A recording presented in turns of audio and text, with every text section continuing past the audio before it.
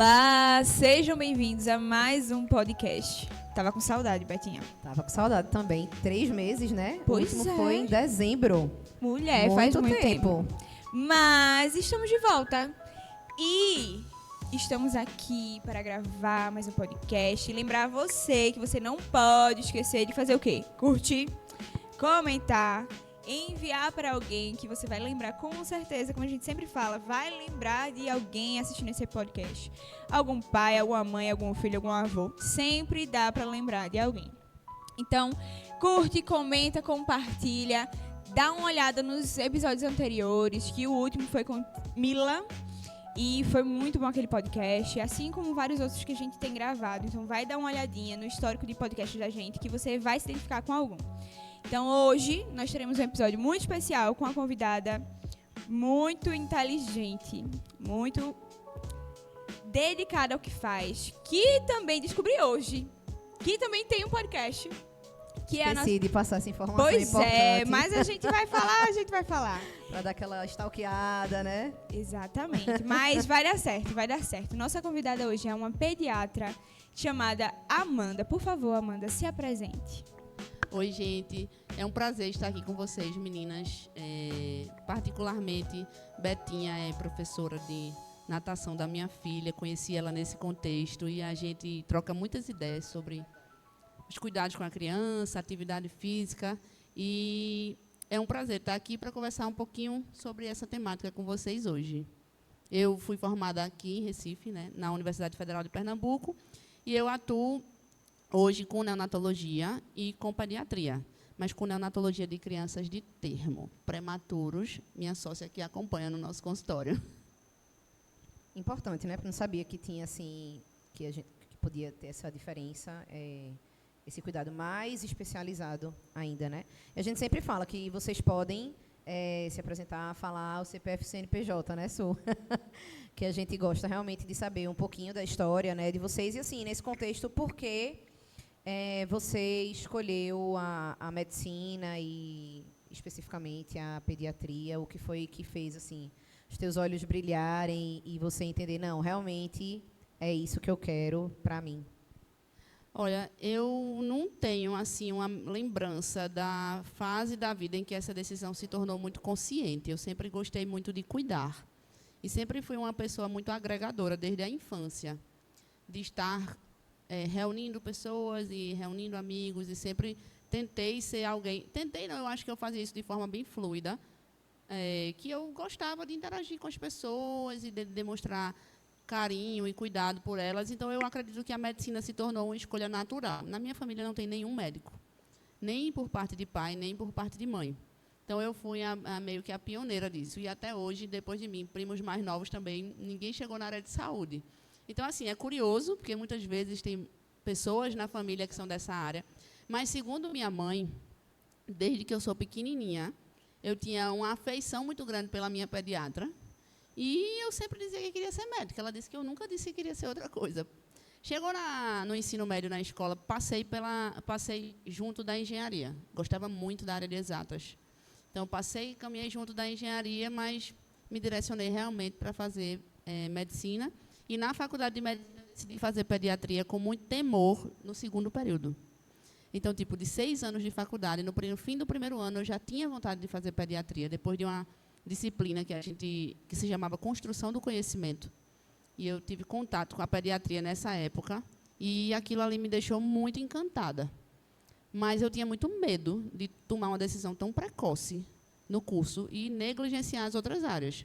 Então, eu decidi que eu ia fazer pediatria e que eu não faria nenhum estágio de pediatria na faculdade para poder não negligenciar as outras áreas. E aí, pronto, na faculdade eu fiz estágio de UTI adulto, otorrino, cirurgia, ortopedia, um bocado de coisa, para, no final, realmente eu fazer a especialização de pediatria. E aí foi bem por aí. A neonatologia, ela veio no caminho. Quando eu terminei a faculdade de medicina, eu achava que eu queria ser neonatologista. E aí, quando eu comecei a residência de pediatria, eu entendi que eu não gostava de UTI neonatal. Então, eu continuei a formação para adquirir o conhecimento técnico, mas Eu decidi, na minha prática profissional, não atuar no ambiente de UTI neonatal. Por isso que eu disse a você que eu não acompanho prematuros. É porque realmente não é um ambiente que me afeiçoa. Eu gosto muito mais da parte do cuidado com a criança saudável. Aí, por isso que eu me direcionei mais para essa área, entendeu? A gente pode fazer mais por escolha. A grande maioria das pessoas que faz neonatologia termina atendendo tudo e gosta mais da parte de UTI. No meu caso, eu não gosto muito. Eu prefiro atuar com crianças dentro do seu contexto de saúde, mais. Eu tenho a Amanda falando, eu me lembrei de uma coisa, porque durante muito tempo eu quis ser médica e eu queria ser pediatra também. Depois os caminhos a vida acabou tomando outros rumos, mas estamos aqui também cuidando das crianças e do desenvolvimento delas, né? Porque a gente entende que o profissional de educação física tem um papel muito forte nisso. Eu estava assistindo uma aula semana passada e aí a professora tinha fisioterapeutas, pedagogos, outras profissões também participando, né, na pós. E aí uma profissional de educação física falou que a gente, muitas vezes, os outros profissionais, até da pedagogia mesmo, negligenciavam um pouco as aulas de educação física. Eu entendo também que, em muitos momentos, a gente não se colocou numa posição de mostrar a importância da aula de educação física, no contexto escolar, mais propriamente dito, né? E aí a professora que estava ministrando a aula, ela disse assim, eu concordo com você, e eu concordo que, muitas vezes, eu também já tive esse papel de... Se a criança não terminou de copiar todo o conteúdo, o que é que faz? Não manda para a educação física. Se a criança deu trabalho na aula, perde o recreio. E aí são aqueles momentos em que a criança tem a oportunidade de extravasar, em que a criança tem a oportunidade de aprender através do movimento, porque a gente é movimento, né? E aí, tu falando sobre essa questão da pediatria, me veio também uma outra coisa à mente, que, às vezes, eu tive uma dificuldade grande com pediatras. A pediatra que eu estou atualmente, que eu gosto muito, me senti muito acolhida, né? É a terceira. A primeira que eu fui, eu ainda estava no puerpério, era a segunda consulta com ela. Meu marido não conseguiu chegar a tempo, porque ele demorou a estacionar o carro, e ela atendeu, ainda estava em contexto de pandemia, e ela já era uma senhora. E aí, quando eu dei de cara com ele na porta, assim, eu já estava saindo, e aí eu disse, nunca mais eu volto aqui. E saí chorando, chorei no carro, chorei, até chegar em casa. Porque realmente aconteceu assim, uma situação super desagradável.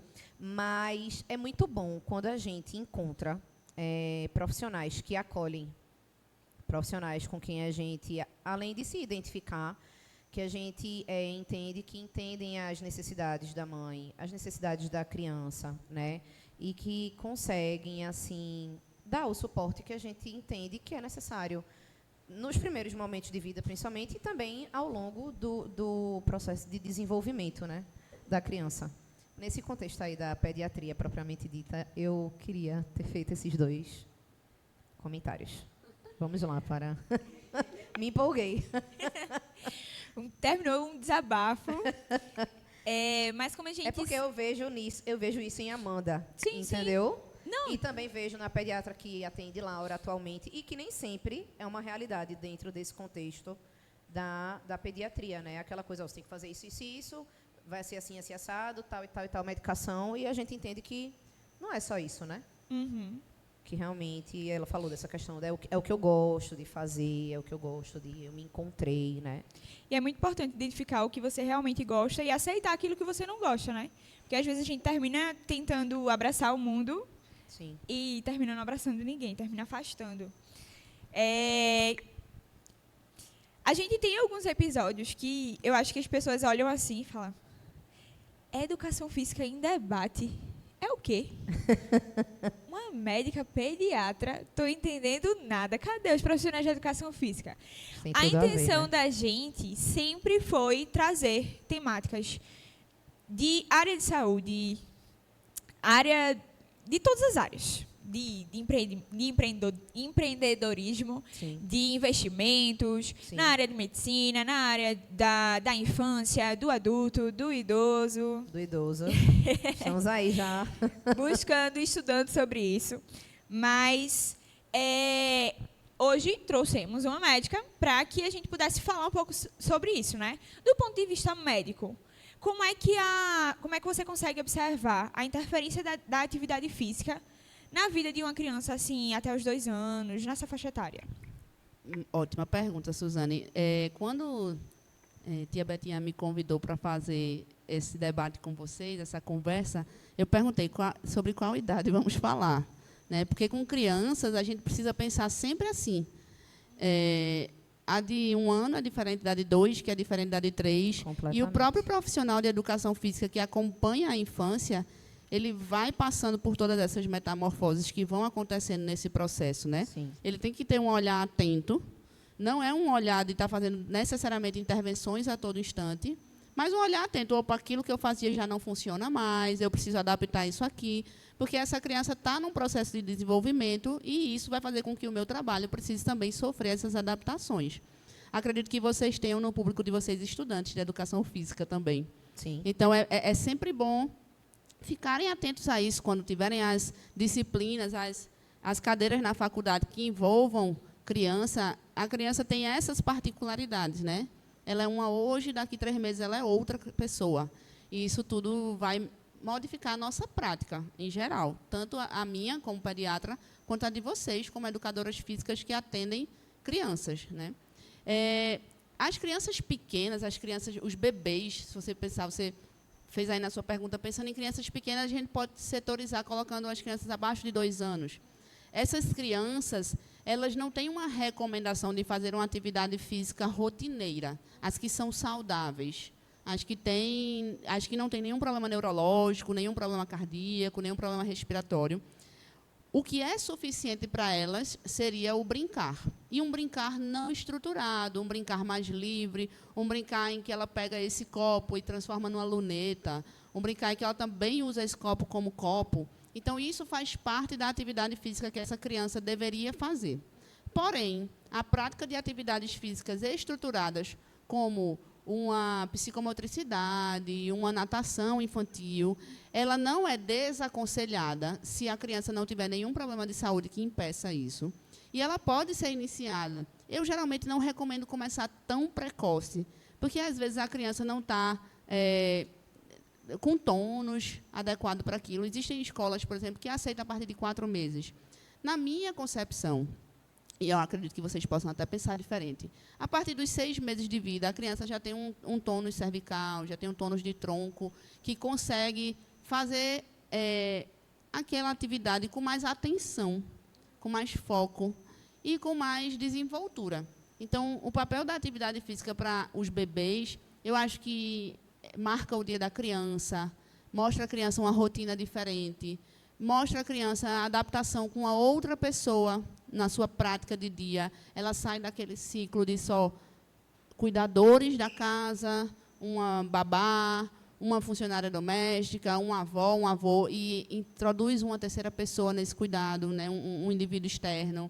A criança vai começar a entender, é tarde, é noite, porque essa minha atividade acontece nesse horário. Ela começa a entender que eu almoço depois daquela atividade, ou eu almoço antes. Tudo isso ajuda essa criança a se estruturar na rotina dela, e isso é muito importante para o neurodesenvolvimento também. Então, assim, não é o papel de carregar um peso e esse meu músculo está se desenvolvendo. É muito mais amplo dentro do universo infantil, sabe? Sim, sim. Você estava falando, eu achei bem interessante, porque eu tive uma experiência bem semelhante assim a essa semana. Eu fui iniciar com uma aluna nova, 1 ano e 3 meses. E eu cheguei lá, de máscara, e ela ficava me olhando assim, quem é essa? O que ela está fazendo na minha casa? A cara dela dizia exatamente isso. E os pais, não, é tia Su. Eles super querendo que ela interagisse. E assim, tia Su, nunca me viu na vida dela, nos longos 1 ano e 3 meses. E ela assim, calma, papais, tá tudo certo. Eu sou uma completa estranha entrando na casa dela. Quem é essa? Não é minha avó. Isso também. Não é minha avó, não é minha tia. Não é meu pai, não é minha mãe. Embora se chame tia Su. Né? Exatamente, embora se chame tia Su. Mas aí, quando terminou a aula, ela já estava querendo entender. Querendo falar tudo. E eu lá, é isso aí, vamos lá, vamos lá. Então, assim, ela começou acho que ela veio aqui para brincar comigo. Porque ela tirou um monte de... Eles amam minha bolsa, né? Minha bolsa é um monte de coisa que sai dali de dentro. Laura que eu diga. Pois é. Ela chega já, senta assim do lado da bolsa. Trouxe massinha hoje. Então, ela começou a entender. Foi na primeira aula. Então, quando eu chegar lá, ela já vai ter um comportamento diferente. Então, ela vai entender. Eita, foi aquela que veio aqui. Aquela bolsa que tem coisa dentro. Então, assim, são várias coisas que são associadas, como você falou, né? Dentro desse mundo, dessa intervenção, desse universo. E não é só vamos exercitar esse músculo, vamos fazer isso propriamente dito. Só o foco direcionado, assim, né? É educação física, que às vezes a gente termina reduzindo. E a gente entende também que nesse processo de começar, né, a atividade física, que existe a questão, principalmente dos bebês, né, da neuroplasticidade, né? Dessa capacidade que eles têm aí de criar conexões cerebrais, novas sinapses sendo feitas e tudo mais. E que realmente é muito importante essa questão. Eu estava até assistindo uma aula recentemente falando sobre essas questões dos fatores psicomotores e que no primeiro ano de vida, né, uma das coisas que a gente realmente tem que enfatizar mais, por isso que a gente começa a fazer o tummy time, né, aquele momento ali em que o bebezinho é colocado de barriguinha no chão e tudo, e outras coisas que a gente faz não necessariamente numa aula muito cedo, porque a gente trabalha, é importante a gente trabalhar a questão do tônus, né, e que é um dos focos assim nesse primeiro ano de vida que a gente precisa realmente enfatizar. Então, o exercício ele vem também como esse aliado, né? Para gerar essa integração, né? Ajudar no processo de... Eu acho que ele, como tu falou, ele vai ser envolvido ali na rotina, a criança vai começar a entender que aquilo faz parte da rotina dela, né? Que aquilo é importante. Tem a questão do gasto calórico também, do gasto energético, né? Vai contribuir para as questões de sono, né? E tudo. Então, de fato, é bem, assim... importante. Uma coisa que eu acho que a gente precisa lembrar da atividade física é que a criança fala com o corpo. O bebê fala com o corpo enquanto ele não fala com a voz. Enquanto ele não fala com a voz de forma que a gente entenda, né? Porque esse blá, blá, blá, blá que a sua aluna falou, ela já estava ali falando, você que não entendeu. Exatamente. Mas, assim, o quanto é importante que a atividade física e a manipulação do corpo dessa criança vai trazendo para essa criança um autoconhecimento, vai trazendo para essa criança uma percepção da interação dela com o mundo, ela vai conhecendo os limites físicos que estão ao seu redor, até onde eu posso ir, aqui eu ainda não sei o que é. Então, por mais que possa parecer algo extremamente físico, no sentido de bater uma perna, esticar um braço, puxar uma corda, vai muito além disso. Para essa criança, isso aí é nada. Isso aí é o mínimo dentro do que ela vai ganhar com a atividade física que é colocada na rotina dela. Sim. Tem coisas assim que a gente acha que... Eu falo muito isso. Para o pai que está do lado de fora, que está assistindo a aula, às vezes ele acha, a tia Betinha está ali fazendo para frente, para trás e girou, mas eu estou falando. Enquanto eu estou falando, eu estou fazendo movimento. A criança está entendendo que eu estou indo para frente e para trás. Eu estou fazendo giro, estou trabalhando o sistema vestibular da criança. Né? Então, tem um monte de coisa que está sendo feita ali a aula de tia Betinha é toda cantada. Então, eu estou trabalhando a questão do vocabulário da criança. Né? Tem a parte da musicalização propriamente dita. Né? Eu estava até comentando com a Amanda, a gente estava trocando umas figurinhas e o áudio de Laura, né, que eu mandei para tu, minha filha, que eu estava lendo um livrinho com ela, um livrinho de bebê, e aí, do nada, ela começou a falar várias palavras em inglês, e o povo ontem na igreja estava assim, porque ela soltou, filha, tal palavra, tanana, e ela falou várias palavras em inglês, e de uma coisa que eu estava fazendo com ela despretensiosamente, era a leitura da noite, ela escolheu os livros, é um livro que não é de história, que é só a figura e as palavrinhas, e super fluiu, assim. E você acha que a criança não está assimilando, mas ela está assimilando absolutamente tudo o que você está passando ali para ela. Né? O livro que eu leio para ela toda noite, eu não sei de cor. Mas ela pegou o livro e começou a ler, a dizer exatamente o que estava escrito, sendo que ela não sabe ler ainda. Ou seja, ela decorou o livro e eu, meu Deus... Então, assim, você não pode inventar a história, né? Você está muito, assim, despretensiosamente achando, mas a criança está absorvendo absolutamente tudo que você está ensinando para ela. Pois é. E a gente tá falando até os 2 anos, mas não dá para usar a Laurinha como exemplo. Não dá para não usar ela como exemplo. Eu acabo usando. Ontem ela... É que eu vou falar dela de novo. Fale. Desculpa, mas ela é tudo. Ontem ela pegou no lápis. Eu e Betinha, a gente olhou assim e fez... Foi. Muito certinho. Uma pega assim no lápis. A disciplina que eu tô pagando na pós é grafomotricidade. É justamente esse momento, né? A parte da escrita e tal. E a gente tava vendo tudo que antecede a escrita. Sim. Eu fiz, Betinha, sabe o que é isso? Laura ama massinha de modelar. Ama. Tipo Ama assim, eu não tô dando o lápis para ela. Exatamente. Não tô. A gente não oferece o lápis para um Vai bebê. escrever. Exatamente. Então a gente oferece inúmeros estímulos antes de entregar um lápis. E isso tudo contribui para a pega do lápis. Sim. Então, ela ama massinha, ela ama fazer bolinha com massinha, ela ama apertar a massinha, ela gosta de picotar papel, já fiz atividade dela com picotar papel, Tesoura. montar e desmontar coisas. Tudo isso contribui para a pega dela. Então, assim, a gente pensa, massinha de novo. Porque a massinha vai ajudar ela no futuro, que a gente não está conseguindo ver agora. É só uma massinha de modelar. Não, ela lida diretamente com isso. Isso. A tia Betinha pegou trouxe pegador para a aula hoje. Como assim? Por quê? Para quê?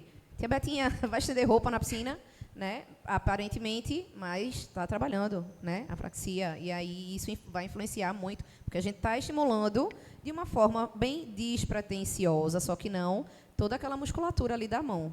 Então, assim, realmente, o quanto antes você começa e quando você é intencional, você tem uma estratégia por trás daquilo que você está fazendo, você está contribuindo para o desenvolvimento da criança.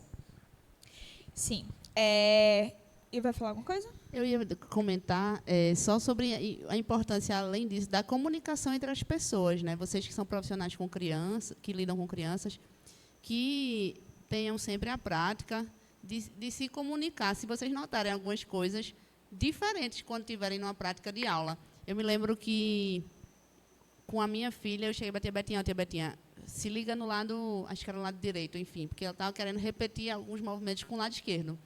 E aí, tipo assim, a tia Betinha teve que começar a colocar mais dificuldade do outro lado, porque senão ela ficava roubando e só queria fazer o movimento com um lado só. Então, até essa coisa aí, ampliar a nossa comunicação entre profissionais de saúde, né, que cuidam dessa criança, para que a gente possa ter os progressos esperados. E, às vezes, a família diz, mas meu filho já faz natação, que é o cenário de vocês, há um tempão, e não sai disso. Então, vamos, em vez de a gente desistir, vamos melhorar a comunicação, vamos ver para onde a gente vai mais para frente, o que é que está faltando, o que é que eu posso melhorar, o que é que eu posso, enquanto pai e mãe, melhorar dentro do ambiente de casa, para que na aula a coisa tenha continuidade e que a gente ganhe aquelas coisas ali que estão faltando ainda, né? Perfeito. Isso que Su falou, teve uma falazinha no início, dizendo justamente sobre essa questão de que a gente conversa aqui sobre temas que aparentemente não tem nada a ver com a educação física, mas tem tudo a ver porque existe a necessidade da gente entender essa multidisciplinaridade, né? Justamente o que você falou agora, das profissões andarem em conjunto, da gente conversar, de dar um feedback. A Amanda chegou para mim, Betinha, a TO sugeriu tal e tal e tal exercício. Eu disse, vamos embora. Né? E aí já tinha um exercício que eu estava fazendo, aí coloquei mais uns 2 ou 3, e aí a Amanda disse, Betinha, ela pediu para fazer assim, assado, beleza. Então, quando existe uma comunicação, a tendência é que o desenvolvimento da criança só melhore, só evolua. Né? Então, quanto mais a gente conseguir fazer isso, e o objetivo do podcast é muito esse, né? A gente gerar essa interação entre profissões diferentes, mas que uma ajuda a outra. A Amanda já me indicou para outras mães de alunos, de pacientes. Já me indicou para outras mães de pacientes, né? Porque a gente sabe que existe, eu também te indiquei recentemente para uma mãe de uma aluna minha, que existe essa importância de profissionais que trabalhem em conjunto, né? E aí a educação física, a prática da natação vai funcionar melhor, né? A TO vai ter um trabalho facilitado, porque existem coisas que estão sendo contempladas também na aula de natação que vão contribuir para o desenvolvimento de Rebeca, né? E aí entra a pediatra que tem um olhar aguçado, que diz, assim, assim, assado, vamos procurar. Então, tudo acaba que entra num conjunto em prol do desenvolvimento daquela criança, ou, no caso do idoso, em prol do desenvolvimento do idoso, né, porque a gente sabe que a gente necessita desse trabalho realmente multidisciplinar. Sim, sim. E aí já foi falado aqui que até os 2 anos não é realmente uma necessidade que a criança faça, uma criança que está dentro dos conformes, né? Uma atividade física. Porém, a gente sabe que existem benefícios de iniciar cedo esses estímulos. E aí eu queria saber, assim, se tu consegue perceber no dia a dia, na prática, a diferença de crianças que possuem esses estímulos, fazem alguma prática de alguma atividade física, uma natação, uma psicomotricidade, ou enfim, algumas outras possibilidades, e uma criança saudável também que não pratica. Consegue sentir essa diferença? Vamos colocar a Rebeca como exemplo agora? Vê só. Eu vejo mais essas diferenças quando a gente confronta com outras de forma simultânea. É possível que o familiar de uma criança que não faz fique muito tranquilo vendo a sua criança e o seu desenvolvimento, porque já foi comprovado que um ambiente adequado, ele leva a esse desenvolvimento quase que intuitivamente. Claro que a criança não vai ser deixada ao léu, nem deve, nem pode, porque o que mais modifica positivamente é a presença do afeto. Antes de tudo que a gente está falando, certo? Mas se tiver uma cadeira aqui e uma cadeira ali, essa criança vai começar inicialmente a se arrastar para levar uma coisa de um lado para o outro, depois ela vai engatinhar, depois ela vai tentar dar alguns passos e ela vai aprender a andar, porque tem um objetivo a ser alcançado. Agora, uma criança que conhece mais o corpo e que faz a atividade física e que tem uma organização mental para o movimento mais estruturada, a tendência é que ela faça um movimento mais organizado, ela pisa melhor no chão, ela vai alargar essa base por menos tempo, porque vai alargar a base quando aprender a andar, mas vai alargar por menos tempo, talvez. Ela vai fazer uma marcha em que ela presta atenção onde ela está pisando, em que ela não sai batendo em qualquer coisa. Essa criança já tem a noção de até onde vai a própria cabeça e não vai estar topando com a cabeça em todo canto. Agora, para que não bata em todo canto, ela vai ter batido antes, para saber, opa, tem minha cabeça aqui, então não tenho que me abaixar para passar. A criança fica com um conhecimento do ambiente, e ela faz uma varredura do ambiente e de como o corpo dela vai agir naquele ambiente de forma um pouco mais elaborada. Só que, isso eu estou falando comparando dentro dessa faixa etária. Mas uma criança que pequenininha foi habituada até a prática de atividade física em sua rotina, ela tem muito mais chance de levar isso para a vida. E o que a gente sabe hoje em dia, no Brasil e no mundo, uma das principais... E o Brasil, sendo um país que está em processo de envelhecimento, o que mais afeta a saúde neste processo se chamam doenças cardiovasculares. Doenças que vão levar a acidente vascular cerebral e infarto. São causas de óbito e de morbidade, principalmente. As pessoas ficarem incapazes por conta disso. E não tem nada mais bem associado à prevenção dessas doenças do que a atividade física e a alimentação saudável. Então, entrar numa rotina, desde pequenininho, fazendo atividade física, leva a uma probabilidade muito maior de que a atividade física seja parte da vida desse indivíduo, do que eu chegar, por exemplo, a educação física que foi usada de forma punitiva na escola, ou perder. Porque, para algumas crianças, era um martírio ir para a educação física. Então, eu acredito que ficar de castigo sem ir poderia ser uma vantagem para algum percentual pequeno que não gostava de fazer aquilo ali. Mas isso podia muito bem estar associado a uma falta de hábito construído desde cedo. Hoje, com essa prática, que as pessoas ficam mais atentas, as crianças também ficam com mais vontade de ir para a educação física. Essa percepção de que ficam menos faltosos nesse processo é muito maior hoje em dia. As crianças faltam menos às aulas de educação física, porque já foi entendida a sua importância, desde o seu ambiente doméstico, não é só na escola, como uma grade curricular obrigatória, que aí fica meio maçante para a criança. E é interessante porque você, como professor, por que eu falo isso? Porque eu fiz licenciatura inicialmente, então eu vivi bastante o ambiente escolar. E aí eu conseguia entender muitas vezes aquele aluno que ficava sentado, que não gostava de participar da aula. Quando você via esse aluno correndo, não sabe correr. Quando você via ele manejando a bola cai da mão, ou então não consegue alcançar a bola. Por isso que tem vergonha, então não gosta de participar. Não tem familiaridade nenhuma com aquilo. Então, muitas vezes, faz com que a criança realmente não tenha interesse.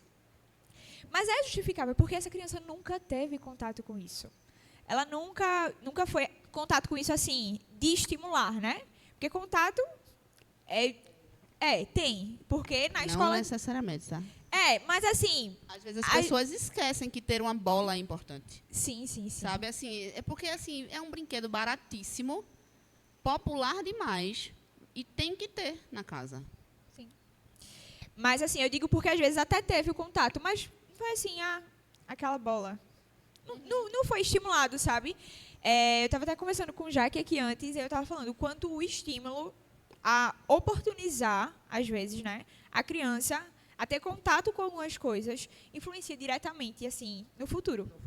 Uma criança que teve contato com a bola, que jogou a bola, que pegou a bola, que empurrou a bola, que levantou a bola na parede, ela vai entrar numa quadra e jogar vôlei com muito mais facilidade com a criança que... Vai gastar muito menos energia, Exatamente. né? Memória motora, tudo aí envolvido. Isso, e ela vai sentir prazer em tentar, em se esforçar para aquilo, porque ela já tem uma familiaridade. E aquela criança que não teve essa familiaridade não vai ter tanto interesse, né? O brincar é coisa séria, né? Assim, é um jargão bem comum. Você vai ver vários blogueiros infantis falando, os sérios, vão falar isso, que o brincar é coisa séria, mas é porque, assim, talvez alguém que esteja assistindo deve pensar assim, como é que uma pessoa vai pegar um bebê de 6 meses, uma criança de 1 ano, e dizer, aqui é uma bola, chute essa bola, mas não é bem assim, né? Ter aquilo no ambiente, o adulto pode brincar com aquilo e a criança observar em alguns momentos. Na hora que a criança for brincar, deixa livremente ela fazer o que ela quiser fazer. E, com o tempo, ela vai tentar nos imitar. Então, faz parte do processo que o brincar, inicialmente, seja completamente desorganizado com aquele instrumento. Mas depois vai ter uma utilidade, né? Vai ter um conhecimento de como usar. E também vai usar de forma criativa, de outros modos, né? Exatamente. Tive uma experiência essa semana que eu tenho um brinquedinho que tem uns palitinhos coloridos e tem uns quadradinhos para encaixar. E aí é a cor correspondente, né? E aí foi aquela bebê que eu falei dela agorinha. Ela estava encaixando aleatório. É uma bebê de 1 ano e 3 meses. Eu não vou exigir que ela acerte a cor. E aí ela começou a empilhar. Aí o pai, não, filha, não empilha não, é para encaixar. Mas ela está empilhando. É importante também, faz parte do processo. E muitas vezes, quando a gente interfere e quer que ela encaixe, ela não vai querer encaixar. Ela está empilhando? Vamos empilhar. Agora vamos encaixar. Então, eu perdi aí o raciocínio. O estimular a criança, oferecer, oportunizar ela em diferentes âmbitos, né? Não necessariamente a gente vai pegar, usar aquilo somente da forma, né? Tu falou do copo, usar o copo, usar o copo como sendo um tambor, usar o copo como sendo um porta-lápis, a gente usa de forma diferente porque a criança não pode usar de forma diferente. 1001 possibilidades, né? Foi o que a Amanda falou. Estava contando a história aqui da filhinha dela que ficou 13 minutos concentradíssima, brincando com um brinquedo, pondo dentro de uma sacola. Mas aí podia, não, filha, não é para guardar na sacola. Mas aí você teria tirado dela a oportunidade de ter passado todo aquele tempo ali concentrada. Imagina, uma criança de menos de 1 ano ficar 13 minutos concentrada fazendo uma única atividade. Então, às vezes, tem essa questão também da gente querer que a criança faça o que a gente acha que deve ser feito com aquilo, da gente não deixar a criança brincar, né, o brincar não estruturado, do jeito que ela quer brincar. E aí ela está trabalhando o foco, ela está trabalhando a atenção, ela está trabalhando uma série de coisas e estava trabalhando o empilhar, né? Não necessariamente o que você estava propondo, mas ela encontrou uma outra forma de brincar com o brinquedo. Então, isso é muito importante. Eu li sobre isso tempos atrás, que às vezes a gente interrompe tanto a criança na hora da brincadeira e depois a gente acha ruim porque a criança não brinca sozinha, Porque a criança não fica 15 minutos parada brincando enquanto você precisa fazer uma coisa. Mas deixa a criança brincar. Realmente, brincar é uma coisa séria. É verdade. Em muitos momentos das minhas aulas, eu fico em silêncio. Eu acho que os pais ficam assim. É sério? Porque Tô ela pagando para ela ficar calada. Tô pagando para ela ficar calada. Mas é porque é importante observar para onde a criança está levando aquilo, sabe? Às vezes é um brinquedo novo, e aí você consegue explorar o que a criança entendeu daquilo. Às vezes é algo que ela já viu 3 vezes, então ela está explorando de uma forma diferente. Porque já foi estimulado. Às vezes não foi estimulado, às vezes foi estimulado. Muitas vezes eu consigo apresentar a ideia e ela consegue desconstruir completamente a ideia. Uma criança estimulada, e às vezes eu entrego para uma criança que não foi estimulada inicial, e ela, é uma bola, o que eu faço com isso? Não sei. É um cubo, não sei o que eu faço com isso. Um bambolê, tem criança que pega o bambolê e monta uma coisa completamente aleatória. Então, esse desconstruir, né? Esse entender o mundo da criança, estimular e trazer oportunidades. Suzane, tu tá falando isso aí agora, eu fico, às vezes eu sou tomada por uma pequena tristeza quando, às vezes, a criança chega do meu lado no consultório e me mostra, assim, um cubo e faz, tia, como é que brinca com isso? Isso é frequente. Eu acho que acontece todos os dias.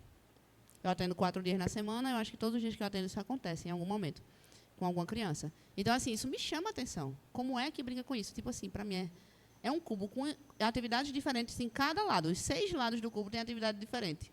E a criança me pergunta como brinca com isso, ou como liga. É bem comum isso, como liga, né, por conta da questão do uso excessivo de eletrônicos. Então, é uma coisa que a gente precisa ficar atenta. Essa semana, a minha filha foi para a aula de natação com a tia Betinha com minha irmã. E aí, a tia Betinha tem um Minion, que as calças do Minion caem. E ela gosta de puxar a calça do Minion. Aí, quando eu cheguei, eu perguntei para minha irmã, e o Minion? Aí minha irmã disse, ela não puxou as calças dessa vez. Eu disse, poxa, que interessante. Porque 100% das aulas ela puxava a calça. E nessa aula que ela foi, ela não puxou a calça. E, tipo assim, ela tinha podia ter dito, e não vai puxar a calça. Mas, assim, ela deixou ela fazer livremente e ela ficou com o Minion vestido na roupa. Então, assim, é bem curioso como a criança está pensando naquela hora, a gente não sabe exatamente, né? E, assim, vamos lá para uma outra pergunta. Em quais situações a prática de exercícios na primeira infância pode ser desaconselhada ou deve ser interrompida temporariamente? Que você acha assim, olha, é recomendável do ponto de vista médico que dê uma parada e tal, vamos reavaliar futuramente e tal? Certo. Crianças que estão fazendo atividades demais e que, por algum motivo, a família não pode abrir mão de outras que não seja atividade física, a gente pode precisar tirar, porque excesso de atividade na infância também pode levar a prejuízos neurocognitivos. Então, a gente precisa ponderar, talvez adiar, não necessariamente cancelar para sempre, mas adiar. Crianças que adoecem muito, não porque a atividade física leva ao adoecimento, mas como é um processo de adaptação, e o processo de adoecimento, às vezes, leva a um maior gasto metabólico, gasto energético, dificuldade alimentar, dificuldade de sono. Às vezes, a gente precisa dar uma pausa pontual na atividade física, até a gente restabelecer melhor as rotinas de alimentação, de sono, a criança passar um período sem adoecer, para que aquela atividade não seja sempre quebrada e fique sendo sempre uma coisa nova na agenda daquela criança. Então, isso poderia ser uma sugestão. Algumas crianças com algumas doenças ósseas, que aí, de fato, elas podem não poder fazer pelo risco de fratura. Isso é muito raro, doenças primárias ósseas na infância. Mas uma questão que a gente, hoje em dia, é bem frequente, que é a alergia à proteína do leite de vaca. As crianças que têm alergia de forma grave, às vezes, podem ter uma absorção um pouco dificultada do cálcio a nível intestinal e levar isso a fratura patológica. Eu já tive paciente que teve fratura pulando na cama elástica, porque estava com níveis mais baixos de cálcio no contexto de uma doença desabsortiva. Nessa situação, a gente teve que parar as atividades físicas. Essa criança fazia natação e balé. A gente teve que parar por um tempo até essa reabilitação, fizemos a reposição das vitaminas que estavam necessárias, e aí, posteriormente, a criança voltou a fazer atividade física. Então, pode existir situações pontuais, situações em que, às vezes, a criança não adaptou bem na atividade, aquilo está trazendo mais estresse do que benefício. Eu posso lhe dizer que quase tudo que eu falei é muito subjetivo. Além de pensar na doença óssea em si, é muito subjetivo. Uma coisa que poderia levar o público a pensar um pouco mais seriam as cardiopatias ou as pneumopatias. Crianças que tenham asma ou crianças que tenham alguma cardiopatia. Na questão das doenças cardíacas, a gente precisa ter a opinião do cardiologista infantil, que vai indicar ou contraindicar determinada atividade física de acordo com a condição do momento da criança. Algumas vão ter doenças nas quais vão tolerar algum grau de atividade física. Isso aí pode ser prescrito em conjunto com o cardiologista. E as doenças respiratórias, elas muitas vezes são ajudadas pela atividade física, porque na hora que eu faço atividade física, às vezes eu consigo aumentar a minha capacidade pulmonar, dependendo de como isso é feito. Então, enquanto a doença está descompensada, eu posso sim pausar. Mas a partir do momento que essa criança esteja bem, ela deve retomar a atividade física, não vai ter uma contraindicação específica. Muito bom. Tu estava falando aí que é importante você realmente ponderar, né? Eu estava até comentando com ela que ano passado eu fiquei até um pouco culpada porque sou professora de natação e precisei tirar a Laura da natação, né? Por todo um contexto, né, de adoecimentos assim muito recorrentes, inclusive de casos de otite e tudo. E aí a gente precisou ter esse cuidado, mas como você falou, é uma coisa muito subjetiva. E aí você ter o bom senso, né, e ir conversando realmente com os profissionais para entender o que vai ser realmente importante e necessário para você está falando criança. Natação aí, né? Natação é uma temática aqui comum. Mas piscina é um local de brincadeira muito frequente na infância. Piscina e mar. Sim. Então, para mim, não faz sentido que a criança passe o final de semana na piscina e não vá para a aula de natação. Se essa for uma justificativa trazida para a família, por conta de um otite, por exemplo, eu pondero logo. Então, se está tendo otite de repetição, não pode ir para a piscina, é aerol, né? Não vai para a piscina. Sim. Agora, a gente precisa entender o que é que, de fato, é causado pela atividade física. As doenças respiratórias, elas terminam sendo... recebendo a atividade aquática como um vilão. E que ele não vai ser um vilão 100% das vezes. Na verdade... muitas vezes é a ausência de um diagnóstico preciso de alguma condição de base que não está tão bem controlada, e aí a atividade aquática pode ficar desencadeando essa condição de base, e isso leva a uma consequência pior de infecção respiratória. Mas não necessariamente a água tem o contaminante, que vai levar essa criança a adoecer. Não é isso que acontece. Então, a gente precisa ter muita noção disso, porque eu posso também, a nível médico-clínico, otimizar o tratamento dessa criança para que ela não precise sair da atividade física. Então, tudo isso pode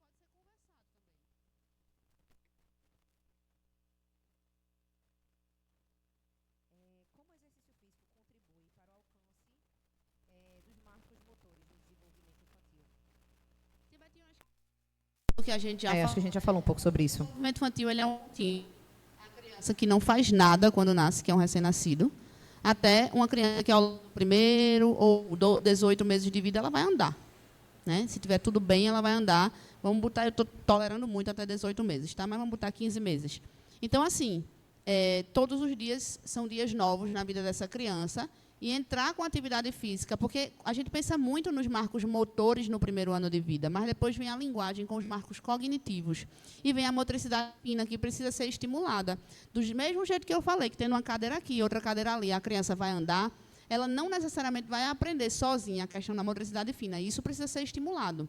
O cognitivo precisa ser estimulado. O livrinho, o passar a página do livro, que pode parecer uma besteira, mas também vai estimular a motricidade fina. O processo de alimentação, deixar a criança manusear o prato, os talheres, o copo, tudo isso do dia a dia vai também estimulando.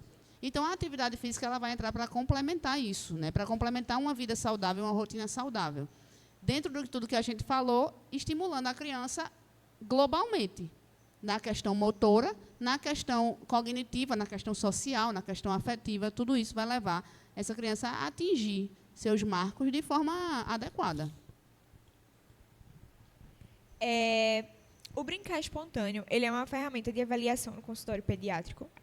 Essa daí, assim, eu acho que, do ponto de vista de avaliação geral, eu gosto de dizer que minha consulta, ela é assim, 3 minutos examinando, ausculta, avaliar ouvido, nariz, garganta, examinar a pele toda, couro cabeludo, procurar gânglio, palpar fígado, palpar baço, aquele exame físico lá, 3 minutos. A criança é pequenininha, pesar, medir a cabeça, acabou-se. O restante, eu preciso observar essa criança. Observar como ela entra na minha sala, se ela vem carregando uma bolsinha, se ela vem puxando um carrinho.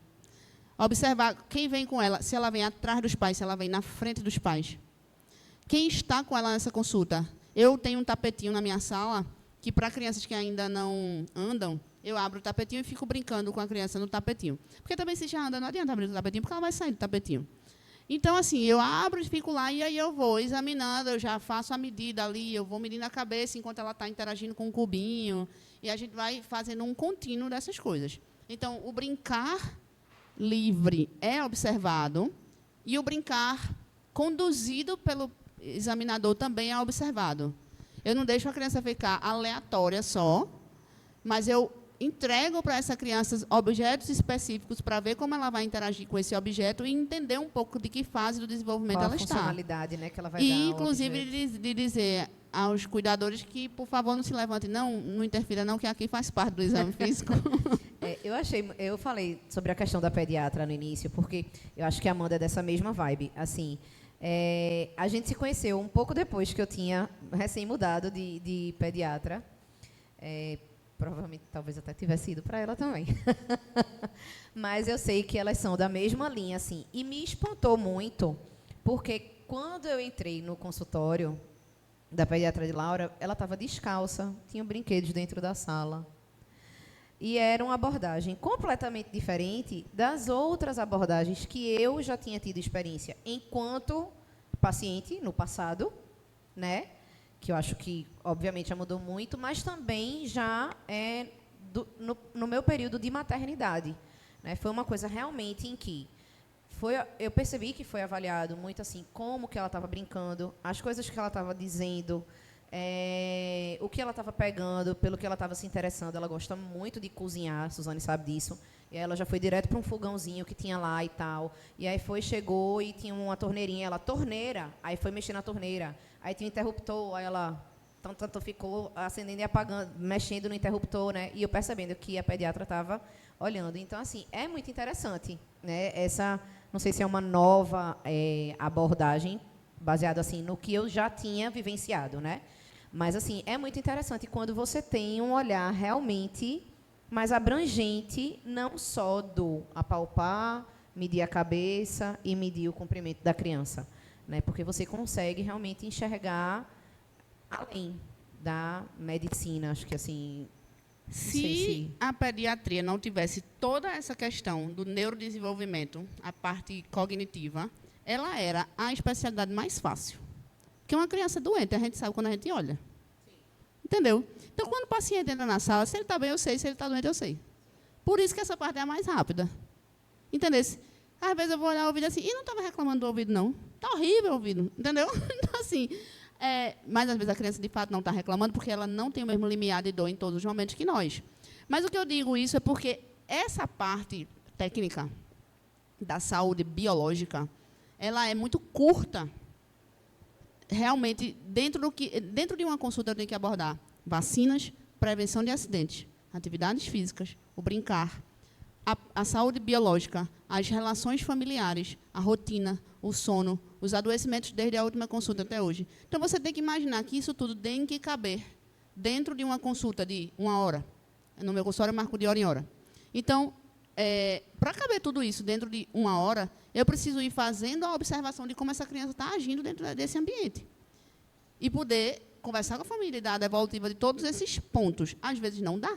Às vezes a família vem com uma queixa e eu digo, sobre esse ponto, a gente vai ter que conversar na próxima consulta, que são muito frequentes no primeiro ano, porque hoje eu estou notando que isso aqui está sendo urgente para essa criança. Então, a gente faz isso também. Mas essa avaliação dentro do consultório é muito fluida. A gente precisa estar habituado a ver as coisas acontecendo e não esperar que a criança...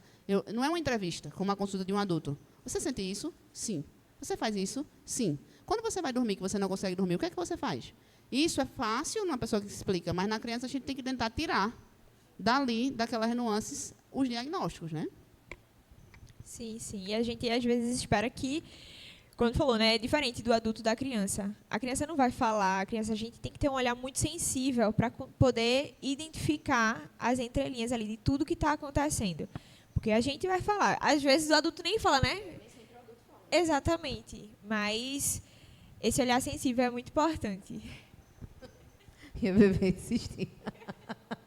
É uma coisa que a gente sempre fala aqui no podcast, é que toda vez que a gente traz um convidado novo, principalmente se não é da área de educação física, mesmo quando novas pessoas têm a oportunidade de conhecer o podcast, né? A gente consegue agregar um público novo e a gente entende da importância, acho que vocês entendem também, talvez não, mas de vocês seguirem a gente, de vocês curtirem, de vocês comentarem, deixarem lá um comentáriozinho, se tiverem alguma pergunta, depois eu passo para a Amanda, a gente dá um jeito de responder, né? Sigam a gente no Instagram também, é muito importante essa interação com vocês, né?